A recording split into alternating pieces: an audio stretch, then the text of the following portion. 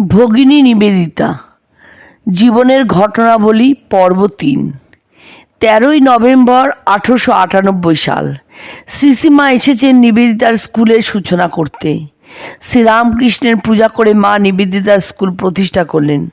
তারপরে বললেন, আমি আশীর্বাদ করছি যেন এই বিদ্যালয়ের উপর জগন্মাতার আশীর্বাদ বর্ষিত হয় এবং এখান থেকে শিক্ষাপ্রাপ্ত মেয়েরা যেন আদর্শ বালিকা হয়ে গড়ে ওঠে। আনন্দে আপ্লুত হয়ে নিবেদিতা লিখলেন, ভবিষ্যতের শিক্ষিতা হিন্দু নারীজাতির জন্য শ্রী শ্রী মায়ের আশীর্বাদের চেয়ে আর কোনো মহৎ শুভ লক্ষণ আমি কল্পনা করতে পারি না। শ্রী শ্রী মায়ের স্থান নিবেদিতার হৃদয় মন্দিরে। মায়ের আদরে স্নেহের স্পর্শে মায়ের খুকি নিবেদিতা আনন্দে যেন ভেসে যেতেন।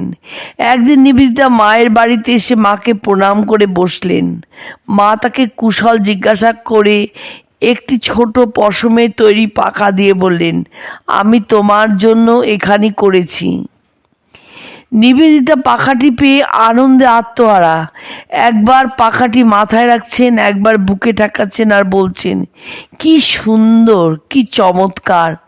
আবার সকলকে দেখাচ্ছেন আর বলছেন, কি সুন্দর মা করেছেন দেখো। মা বললেন, কি একটা সামান্য জিনিস পেয়ে ওর আহ্লাদ দেখেছ। আহা, কি সরল বিশ্বাস, যেন সাক্ষাৎ দেবী। নরেনকে কি ভক্তি করে। সে এই দেশে জন্মেছে বলে সর্বস্ব ছেড়ে এসে প্রাণ দিয়ে তার কাজ করছে। কি গুরুভক্তি, এদেশের উপরই বা কি ভালোবাসা। শ্রীশ্রীমা একদিন নিবেদিতার স্কুল দেখতে আসবেন ঠিক করছেন। খবর পেয়ে নিবেদিতার আনন্দের সীমা নেই। স্কুলের সমস্ত ঘরবাড়ি ঝেড়ে পুছে পরিষ্কার করলেন, ফুল পাতা দিয়ে ঘর সাজালেন। মেয়েরা তাকে কে কি উপহার দেবে, কবিতা গান কি কি শোনানো হবে, কেমন করে তাকে সম্বর্ধনা করবে, কোথায় বসে তিনি স্কুলের মেয়েদের সঙ্গে কথা বলবেন, এই সমস্ত নিয়ে নিবেদিতা অস্থির হয়ে উঠলেন। তারপর যেদিন মা আসবেন, সকাল থেকে তিনি আনন্দে যেন ভেসে যাচ্ছেন। সব জিনিস ঠিকমতো করা হয়েছে কিনা এখানে ওখানে ছোটাছুটি করে দেখছেন। শিশুর মতো অকারণে হাসছেন, আবার আনন্দে অধীর হয়ে স্কুলের ছাত্রী, শিক্ষয়িত্রীদের, এমনকি দাসীর পর্যন্ত গলা জড়িয়ে আদর করছেন। প্রখর ব্যক্তিত্বময় নিবেদিতা যেন একটি ছোট্ট বালিকা হয়ে গেছেন। শ্রী শ্রী মায়ের যে ছবি আজ ঘরে ঘরে পূজিত, সেটি তোলা হয়েছিল নিবেদিতার বাড়িতে। অলি বুল ও নিবেদিতার আগ্রহে এই ছবি তোলা হয়। এটি সারদা দেবীর প্রথম ছবি, তার ৪৫ বছর বয়সে তোলা।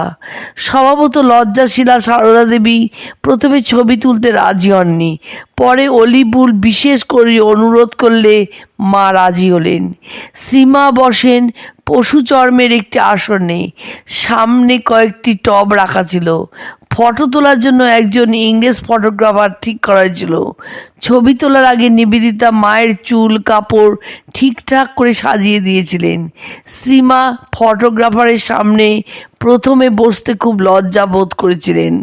ক্যামেরার দিকে তাকাতে চাইছিলেন না কিছুতেই। নিচের দিকে তাকিয়ে বসেছিলেন এবং ভাবস্থ হয়ে পড়েছিলেন। ফটোগ্রাফার সেই অবস্থাতেই প্রথম ছবি তোলেন। মা তখন ভাবেন ছবি তোলা হয়ে গেছে, নিজেরই অজ্ঞাতসারে ক্যামেরার দিকে তাকিয়ে ফেলেন। তখন ফটোগ্রাফার দ্বিতীয় ছবি তোলেন। এই ছবিটি সর্বত্র শ্রীরামকৃষ্ণের ছবির সঙ্গে পূজিত হয়। মায়ের তৃতীয় ছবিটি ওঠে নিবেদিতার সঙ্গে। মা স্নিগ্ধ শান্ত দৃষ্টিতে চেয়ে আছে নিবেদিতার দিকে। নিবেদিতা মায়ের দিকে তাকিয়ে মুখোমুখি বসে আছেন, মুখে আনন্দের হাসি এবং নম্রতা। ১৮৯৯ খ্রিস্টাব্দের মার্চ মাস। একদিন গঙ্গার উপরে নৌকার ছাদে বসে স্বামীজি কথা বলছেন নিবেদিতার সঙ্গে। কথা প্রসঙ্গে স্বামীজি বলছেন, প্রকৃত মনুষ্যত্বের স্বরূপ এখনো আমরা জানি না।